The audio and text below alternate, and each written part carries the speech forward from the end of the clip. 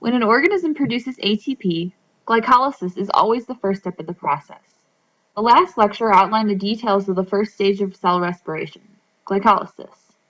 After this, one of two pathways could be followed, depending on whether oxygen is present. If oxygen is present, the Krebs cycle will happen, and then the electron transport chain. There are two types of respiration, aerobic respiration and anaerobic respiration. Aerobic respiration requires oxygen. You can remember it by thinking about aerobic exercise. Aerobic exercise makes you breathe heavily because your body is trying to get more oxygen and get rid of carbon dioxide. The prefix "an" means not, so anaerobic respiration happens when oxygen is not present.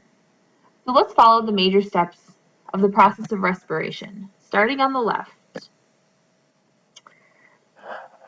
When a cell needs ATP, it breaks down glucose, a 6-carbon molecule, into two 3-carbon molecules called pyruvic acid. If oxygen is present, pyruvic acid will move from the cytoplasm into the mitochondria. Inside the mitochondria, the Krebs cycle and electron transport chain take place, which produce 34 ATP.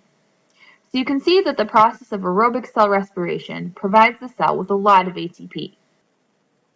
If oxygen isn't present, fermentation takes place in the cytoplasm. We'll spend the last section of our chapter looking at exactly what happens in fermentation. Depending on what organism is breaking down glucose, the organism might undergo alcohol fermentation. This is how beer and wine are made. And other organisms, like humans, undergo lactic acid fermentation. The purpose of fermentation is to recycle the electron carrier NAD+. This is required for glycolysis to happen. This behaves similarly to the electron carrier we encountered in photosynthesis, NADPH. Let's take a closer look at what happens during the Krebs cycle. After glycolysis, two molecules of pyruvic acid move into the mitochondria. There, pyruvic acid combines with a molecule called coenzyme A. These begin by joining with a 4-carbon molecule, forming citric acid. This is why you might sometimes hear the Krebs cycle referred to as the citric acid cycle. This is broken down slowly, releasing 1 carbon at a time in order to extract energy from each bond that's broken.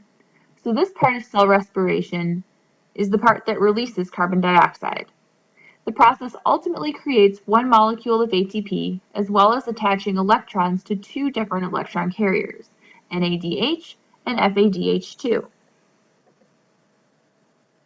The first step of the Krebs cycle is that pyruvic acid releases one molecule of carbon dioxide.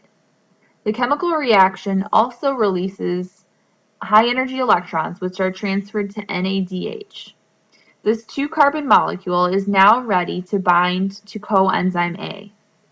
Coenzyme A helps an enzyme bring together the 2-carbon molecule together with a 4-carbon molecule that's recycled during cell respiration. This produces a 6-carbon molecule called citric acid. During the Krebs cycle, one by one, carbon dioxide molecules are released, and electrons are attached to the electron carriers NADH and FADH2. The Krebs cycle also produces one molecule of ATP.